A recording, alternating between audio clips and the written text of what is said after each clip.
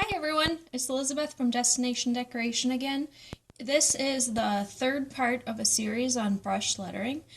So far we've talked about what a brush pen is and how to use it, and then the basic strokes of brush lettering. So now that you've learned your basic strokes, you can use those strokes and turn them into letters. So today we're going to talk about letter formation and then connecting letters, once you know the letters, how to get them to connect to each other. So what I have for you right here is two worksheets, and these are from my website, destinationdecoration.com, and you can go and grab those for free if you want. These are the lowercase and uppercase worksheets that you can use to practice your letter formation. And this font is kind of a basic font, so it's a really good font to start out with. So I'm just going to show you how I use these, and then we'll talk after that about a little bit about connecting letters. So we'll start with the uppercase letter sheet. And like I've had in the previous videos, I just have this Tombow Dual Brush Marker. It's the only thing I've tried, so it's the favorite thing I've tried so far. These worksheets have A through Z on them, so you can just practice and print them out as many times as you want, and the more you practice, the better you're going to get. So like we talked about before, when you are going on a downstroke, you want to do hard pressure. And then when you're going on an upstroke, you want to do light pressure. So I'll show you a little bit about how that looks. So I'm going to start with a little bit of a downstroke, and I'm pushing down on my pen and then lifting up. And then I sometimes pick up my pen even within letters. So you notice how this changes from an upstroke to a downstroke, so you're going to increase your pressure. Make that downstroke nice and heavy, and then lift off for the little tail at the end of the crossbar. So I've got downstroke, up into down. And like I said in the previous videos, it's okay to go back and kind of correct your letters. I do that all the time, and a lot of people do it too. If it's kind of shaky, or if you're just not really liking the look, you can use the felt tip, or you can also go back and use that marker tip that you have on the other side. That's good for making those corrections too.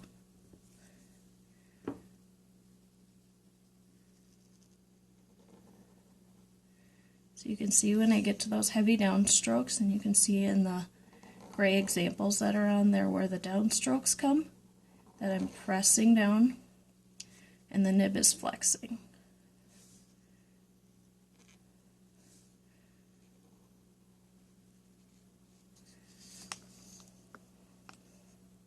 I'll do one more.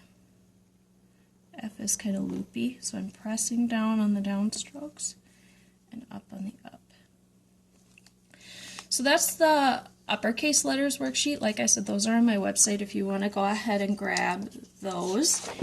I'll show you a bit about the lowercase letters. They're basically the same, except they have lowercase on them. So same thing. I am going to go light on the upstrokes and heavy on down. And I found to do upstrokes, it's a little bit less shaky to do them fast. I know it's kind of counterintuitive, but I think that it helps with your helps with kind of the constant pressure that you need. So I'm going to even lift off and just start on that little tail of the D too. Like I said, this is a great worksheet because for the most part it's a pretty simple font. It's just basically cursive. And it's good to start out with those simple fonts. You could even just start out with handwriting and then move on to these worksheets too. So once you've kind of mastered these worksheets, it's important to know how to connect letters, and I think that's actually almost trickier than making the letters. You kind of got to get a feel for it, but I'll show you what I do. So I'm going to write a word, and the word's going to be connecting. So I'm going to start and using my technique. I've got my little tails at the end. And what I usually do, almost always, it depends on the letters, but I usually just lift up and then start my letter again so it intersects with the tail of the other letter. The O to the end was really smooth and easy to do without lifting up, so I didn't really need to. It's really up to you. And you'll get a feel for it as you write more words. But even with like the E, My tails are just kind of going into where the next letter would be, but I'm not necessarily taking my pen from the tail of the previous letter. A lot of times I'm lifting up.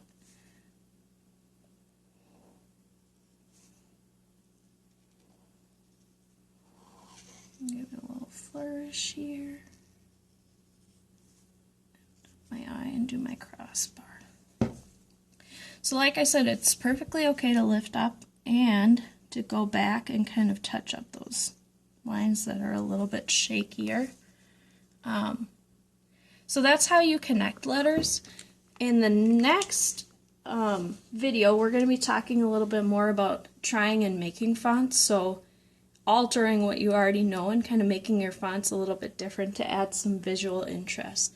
Thanks for watching.